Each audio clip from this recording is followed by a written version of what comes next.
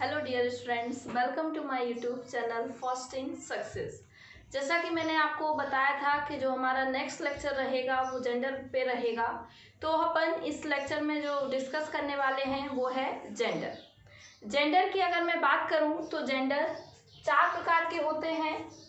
First is masculine gender, जिसको आप हिंदी में क्या बोलते हैं? पुल्लिंग। क्या बोलते हैं? पुल्लिंग। सेकंड होता है फेमिनाइन जेंडर, जिसको आप हिंदी में क्या बोलते हैं? स्त्रीलिंग। ये पुल्लिंग, ये स्त्रीलिंग। थर्ड आपका होता है कॉमन जेंडर एंड फोर्थ जो आपका होता है वो क्या होता है? Neutral gender. क्या होता है? Neutral gender. ये 4 प्रकार के आपके जेंडर होते हैं। जेंडर में ऐसा कुछ खास नहीं है पढ़ने को, लेकिन बस एक बार आपको समझना है कि अगर ये वर्ड है तो ये किस जेंडर में आएगा। मैं बात करूं सबसे पहले मैस्कुलिन जेंडर की, तो मैस्कुलिन मतलब मैंने आपको हिंदी में बताया पुल्लिंग मतलब जो मेल को बताता है। तो मैं इसकी डेफिनेशन क्या लिख सकती हूँ? It represents a male person, या ये क्या करता है? एक मेल को डिनोट करता है या रिप्रेजेंट करता है। तो यही होता है क्या? Masculine gender. मैं फेमिनाइन की बात करूं तो फेमिनाइन क्या करता है? ये क्या करता है? फीमेल को रिप्रेजेंट करता है, तो ये क्या है? ये फेमिनाइन जेंडर। जबकि जो कॉमन जेंडर होता है वो क्या करता है? दोनों को रिप्रेजेंट करता है। दोनों मतलब मेल और फीमेल दोनों को। और जो न्यूट्रल जेंडर होता है वो दोनों में से किसी को भी नहीं करता है। मतलब आप इसमें डिफाइन नहीं कर पाते हैं, इसको नहीं समझ पाते हैं कि आप ये फीमेल में है या मेल में। चलिए बात कर रहे हैं अपन मैस्कुलिन जेंडर की। तो मैस्कुलिन जेंडर में मैंने आपको बताया कि ये क्या करता है? मेल को बताता है। तो मैं a noun that represents male क्या करे? एक मेल को क्या करे? रिप्रेजेंट करे। उसी को आप क्या बोल देते हैं?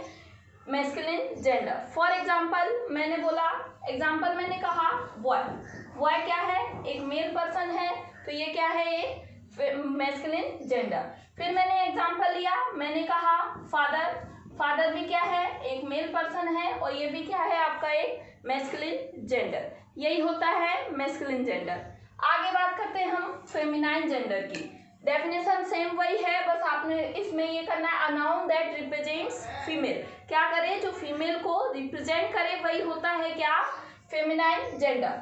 फॉर एग्जाम्पल अगर मैं फेमिनाइन जेंडर की मैं बात करूं तो आप लोग खुद बताइए एग्जाम्पल इसमें।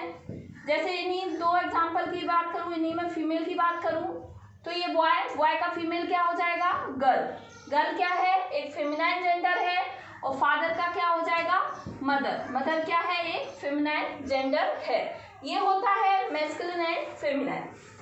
अब बात करते हैं कॉमन जेंडर की बात कर रहे हैं हम। कॉमन जेंडर क्या होता है? जिसमें आप ये डिफाइन कर पाए, मतलब ये डिफाइन नहीं हो पाता है कि मेल है या फीमेल। तो यही है a noun that represents either male और female.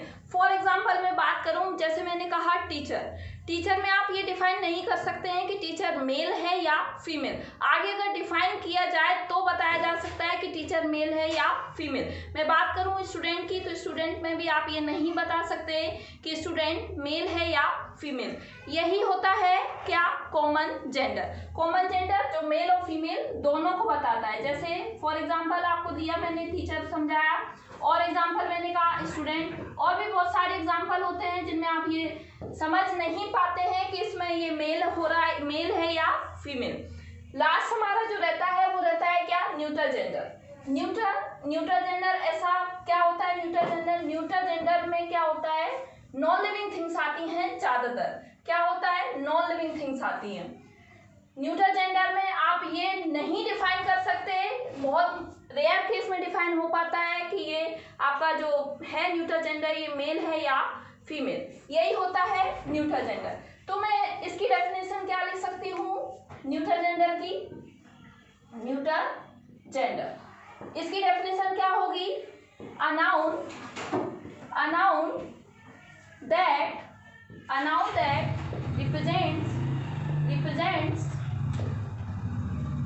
represents neither neither male nor female, मतलब ये ना तो मेल को बताता है और ना ही फीमेल को। यही होता है क्या आपका न्यूट्रल जेंडर। फॉर एग्जाम्पल जैसे मैंने कहा आपसे टेबल, टेबल में आप ये बता सकते हैं कि ये कौन सा जेंडर है, नहीं बता सकते हैं। तो यही होता है क्या न्यूट्रल जेंडर। मैं बोलूँ टेबल, टेबल एक नॉन लिविंग भी है, चेयर, चेयर भी क्या है, एक नॉन लिविंग भी है।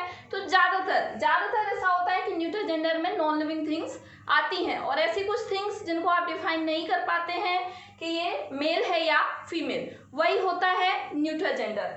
जेंडर में आपका इतना कुछ खास नहीं था समझने को, बस आपको एक बार देखना था कि इसमें क्या आता है जेंडर में, कितने टाइप के होते हैं, अगर ये आ गया तो किस में आएगा। अब कुछ जेंडर ऐसे होते हैं जिनको आप समझ नहीं पाते हैं कि मैस्कुलिन में आ रहे हैं या फेमिनाइन में, तो आगे हम उन्हीं पे बात करते हैं। चलिए आगे बात करते हैं। मैंने कहा ऐसे कुछ वर्ड हैं जो नहीं समझ में आते हैं कि वो मैस्कुलिन है या फेमिनाइन। अब जैसे यहाँ बात कर रहे हैं हम, कुछ वर्ड्स ऐसे होते हैं जो आपको अगर हिंदी में आप ट्रांसलेट करते हैं तो ऐसा लगता है कि ये फेमिनाइन में आते हैं, लेकिन वो किस में, इंग्लिश के अकॉर्डिंग अगर बात करें तो वो किस में होते हैं, मैस्कुलिन में। जैसे मैंने कहा एक वर्ड लिया मैंने डेथ, डेथ क्या है, डेथ एक मैस्कुलिन वर्ड है। आप अगर हिंदी में इसको बोलें तो आप क्या बोलते हैं कि उसकी मृत्यु हो गई। हो गई से आपको कैसा लग रहा है कि ये क्या है, ये डेथ जो वर्ड है एक फेमिनाइन वर्ड है। नो, ये हिंदी में हो सकता है लेकिन इंग्लिश में जस्ट अपोजिट है। जो डेथ है वो कैसा वर्ड है आपका, कैसा वर्ड है, मैस्कुलिन। मैं बात करूं ऐसे ही, मैंने कहा मून, मून यानी चंद्रमा। आप लोग बोलते हैं चांद निकल आया है, बोलते हैं कि नहीं, हिंदी में क्या बोल रहे हैं आप, चांद निकल आया, लेकिन मैं बोल रही हूँ कि जस्ट अपोजिट, इंग्लिश में ये किस में आता है, जो मून है आपका, जो मून वर्ड है वो किस में आता है, फेमिनाइन में। आप इसको हिंदी में बोलिए, आपको बोलने पे ऐसा लग रहा है कि ये किस में जाएगा, मैस्कुलिन में, लेकिन ये आएगा किस में, फेमिनाइन में। किस में, इंग्लिश में बात कर रही हूँ मैं, हिंदी के जस्ट अपोजिट। फिर मैंने और एग्जांपल लिया, मैंने कहा यहाँ सन, सन कैसा वर्ड है, सन भी एक मैस्कुलिन जेंडर है। जबकि मैं बात करूं अगर ब्यूटी, तो ब्यूटी कैसा वर्ड है। अब ब्यूटी तो आप लोग समझते होंगे, देखो ब्यूटी जो वर्ड है हमेशा लड़कियों के लिए यूज होता है, फीमेल को बताता है। ये कभी आप ऐसा नहीं बोल सकते हैं कि he is a beautiful boy, no.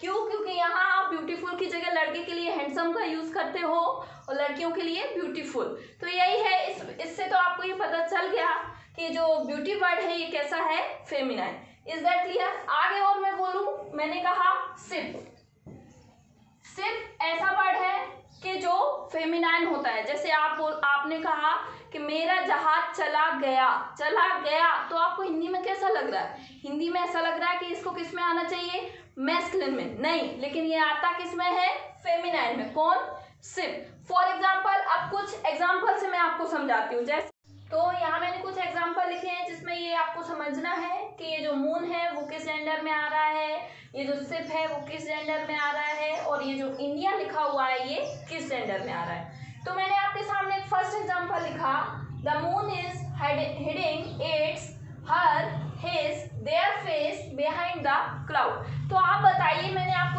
अभी बताया कि जो मून है आपका वो किस जेंडर में आता है।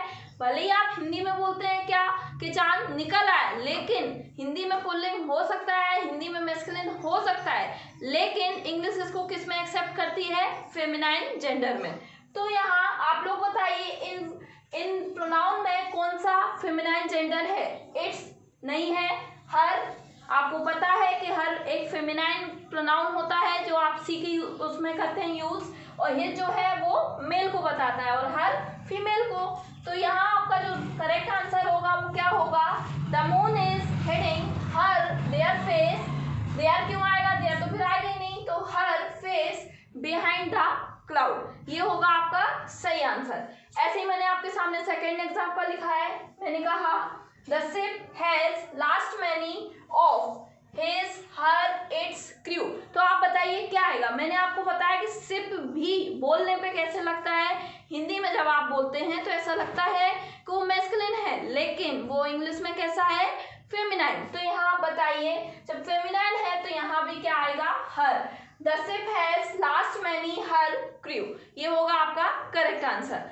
लेकिन एक नोट है जो आप आपको ध्यान देना है जेंडर में। Name of the country is treated as feminine gender. किसी भी कंट्री का कोई नाम किस जेंडर में लिया जाता है?